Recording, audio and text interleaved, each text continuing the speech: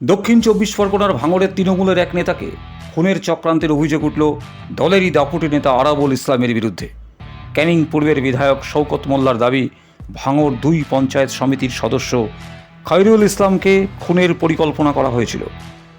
একদিন অভিষেক বন্দ্যোপাধ্যায় তাকে বলেন, ভাঙড়ে নেতাগিরি করছো, ওখানে খয়রুলকে খুন করার জন্য 18 লক্ষ টাকা লেনদেন হয়েছে। তুমি যে আরাবুলকে এত সমর্থন করো, সেই এই ঘটনার মূল নায়ক। এরপরই আরাবুল গ্রেপ্তার হন। ভাঙড়ে দলের পর্যবেক্ষক শওকতের আরও অভিযোগ, পঞ্চায়েত প্রধানের টিকিট বিক্রি হয়েছে।